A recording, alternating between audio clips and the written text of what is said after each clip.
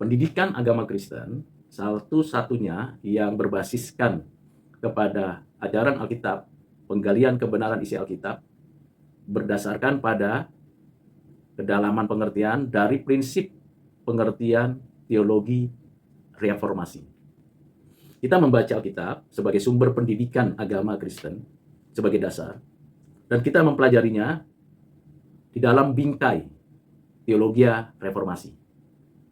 Sehingga semua materi ajar, topik per topik, itu sepenuhnya dari sumber Alkitab, bingkainya teologi reformasi, penerapannya di dalam kehidupan spiritual dan akademis. Nah, kita melihat dari keutuhan Alkitab. Alkitab adalah firman Tuhan yang diinspirasikan oleh Roh Kudus. Tidak ada kesalahan pada teks aslinya, tidak ada kesalahan dalam pengajaran, dan memberikan kepada kita pengenalan akan Allah, pengenalan akan diri, pengenalan akan lingkungan di mana kita berada.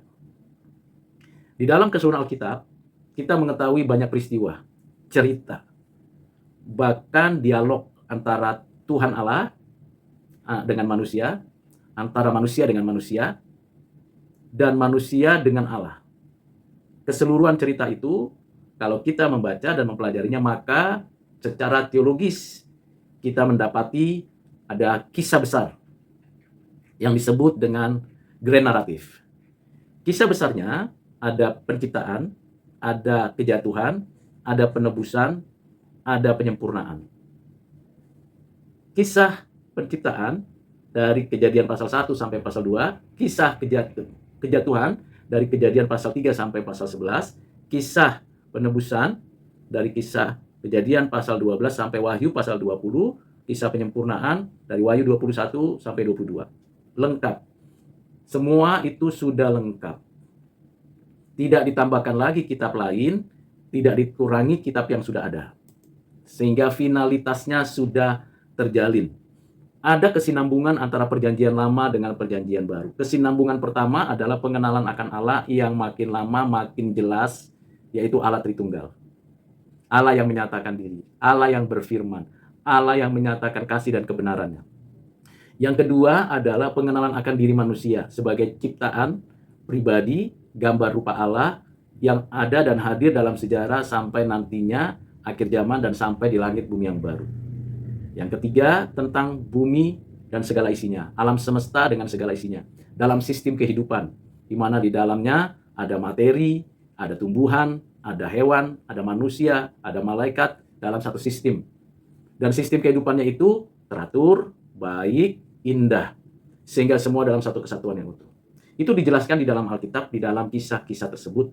Dan di dalam setiap kisah ada cerita-ceritanya, ada pengajaran-pengajarannya. Sehingga kita mendapatkan pembelajaran yang baik dari pembacaan firman.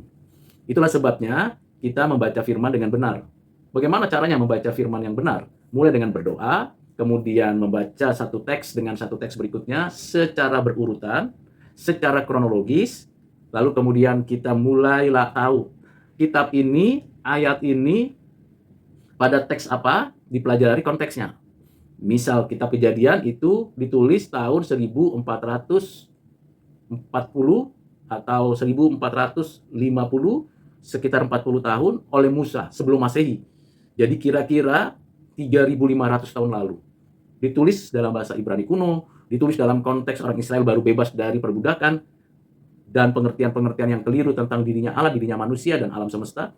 Ketika kita baca teks pada mulanya Allah menciptakan langit, bumi, dan segala isinya, kita bisa tahu bahwa ada pencipta, kita ciptaan, ada langit, bumi, dan segala isinya, dalam satu sistem yang indah, teratur, hari pertama, kedua, ketiga, keempat, kelima, keenam, dan seterusnya. Jadi ketika kita baca teks, mesti tahu konteksnya. Konteks waktunya, konteks zamannya, konteks budayanya, konteks semuanya berkaitan dengan teks. Lalu kita observasi, oh ya, ayat ini ada perintah Tuhan. Ayat ini ada berkaitan dengan ilmu pengetahuan. Ayat ini berkaitan dengan diri saya. Ada observasi per ayat, per paragraf, per cerita, lalu diobservasi. Dibuatlah tabelnya. Oh, ini bicara tentang Allah, berbicara tentang manusia, berbicara tentang dunia, bicara tentang kebenaran, lalu ditulis. Ada kata kuncinya enggak? Ada kalimat kuncinya enggak dari teks yang kita baca? Dicatat. Itu namanya observasi. Lalu bahasa aslinya bagaimana? Dicari, ditemukan.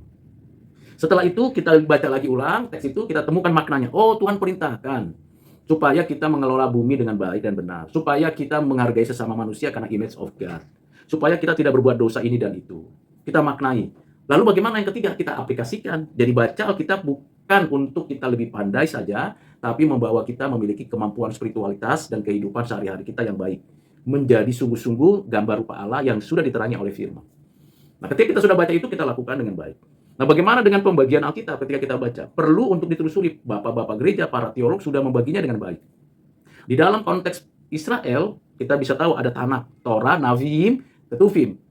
Ini pembagiannya. Tetapi kalau kita membagi di dalam konteks kekristenan dengan pemikiran teologi reformasi, maka kita mengetahui ada Pentateuch, yaitu kitab-kitab yang ditulis Musa, kemudian ada kitab nabi, nabi besar, nabi kecil, dan kitab sejarah, ada kitab puisi, dan kitab-kitab yang berkaitan dengan puisi. Nah, kita bisa lihat keutuhannya dari Perjanjian Lama. Tidak berhenti di Perjanjian Lama, masuk ke dalam Perjanjian Baru. Kita bisa belajar tentang 4 Injil yang paralel, yang memperkenalkan dan menjelaskan tentang who is Jesus, lalu bagaimana gereja itu mulai di dalam pengenalan akan Allah, akan Kristus, akan Bapa, Anak, Roh Kudus, dan mulailah penjelasan tentang itu di mana? Di Kisah Para Rasul. Ada surat Paulus, ada surat umum, dan kitab Wahyu. Lengkap satu kesatuan. Jadi kesinambungan pengenalan akan Allah dalam PL dan PB tadi saya sudah katakan bahwa bicara pengenalan akan Allah, pengenalan akan manusia, pengenalan akan semesta alam ini. Jadi tidak ada yang namanya kontradiksi di dalam Alkitab.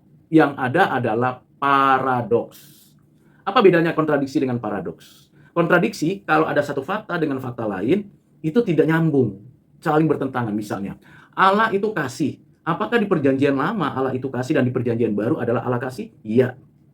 Allah mengasihi umatnya, Allah mengasihi manusia, tetapi manusia sendiri dengan sengaja melawan Tuhan. Dengan sengaja memberontak kepada Tuhan, Tuhan hukum. Di Perjanjian Baru, Allah adalah kasih dan kasihnya nyata melalui anaknya yang diutus. Dan kalau ada orang yang jahat, dia akan dihukum. Yudas Iskariot dengan sengaja melawan Tuhan, menjual Yesus, dan akhirnya mati bunuh diri. Pengikut-pengikut Nikolaus juga ada pengajaran sesat, disingkirkan Tuhan, dan seperti itu. Jadi ada kesinambungan, dan ini namanya bukan kontradiksi, tapi paradoks.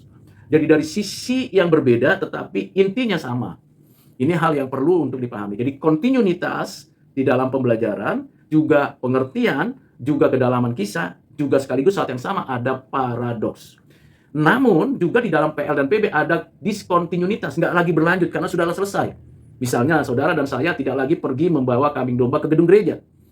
Tidak perlu, sama seperti waktu Perjanjian Lama ada sinagog yang didirikan mulai dari Imam Ezra. Semua pergi ke sinagog membawa kambing domba? Jawabannya tidak. Semua pergi ke bait Allah untuk membawa kambing domba ke bait Allah, bukan ke sinagog di mana-mana tempat yang ada di tanah Kanaan. Tetapi di dalam Perjanjian Baru ada satu pergeseran. Bait Allahnya bukan lagi di Yerusalem, tapi diri saudara dan saya adalah bait Allah. Jadi hubungan kita dengan Tuhan langsung lebih dekat karena di dalam Kristus. Imamnya adalah Yesus Kristus. Korban persembahannya adalah Yesus Kristus. Dan kita mendapatkan satu pertemuan dengan Allah melalui Yesus Kristus. Beda dengan Perjanjian Lama. Jadi ini bukan kontradiksi, namanya diskontinuitas. Tapi apakah hukum Taurat semuanya akan dihapuskan? Tidak. Hukum agamanya yang dihapuskan. Hukum sosial tertentu yang berkaitan dengan bangsa Israel dihapuskan. Karena pembagian tanah dan sebagainya itu hanya di tanah Kanaan. Kalau di tanah Indonesia, tidak kan bagi-bagi tanah. Ya, kita nggak mungkin dibagi-bagi tanah oleh pendeta. Pendeta datang ke tempat kita, lalu kita bilang, kamu belum dapat tanah ya, ini bagianmu. Gitu. Nggak ada itu. Karena memang itu khusus tanah, itu namanya hukum sosial di tanah, pertanahan di Israel. Nah, tapi kalau hukum moralnya bagaimana? Berlanjut. Nah, ini namanya diskontinuitas, tetapi konteksnya sama, yaitu sudah diselesaikan, dipenuhi di dalam Kristus. Nah, di dalam surat-surat Paulus jelas sekali memberikan gambaran tentang hal itu. Bagaimana hampir bisa dikatakan 90% semua penjelasan surat Paulus dari Perjanjian Lama. Lalu dikaitkan dengan pengenalan akan Kristus. Begitu juga di Perjanjian Baru. Di dalam surat-surat umum. Dan juga di dalam kitab Wahyu. Kalau dalam kitab Wahyu jelas sekali, Rasul Yohanes memberikan gambaran tentang kehidupan, sistem keseluruhan dengan 7 paralel itu berkaitan dengan apa yang dinyatakan di dalam Perjanjian Lama dan dilanjutkan dalam Perjanjian Baru sampai pada akhirnya. Nah, itu keseluruhan dari Perjanjian Lama dan Perjanjian Baru yang menjadi basis dari apa yang dituliskan, diajarkan, dijelaskan dalam pendidikan agama Kristen. Apa manfaatnya? Pertama, dengan kita membaca Alkitab secara berurutan dan pengertiannya dengan benar, maka saudara makin teguh imannya.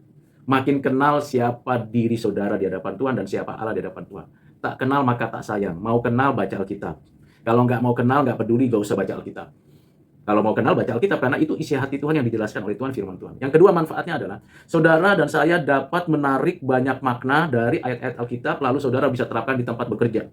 Bagaimana memperlakukan manusia sebagai manusia, memanusiakan manusia. Itu hal yang penting.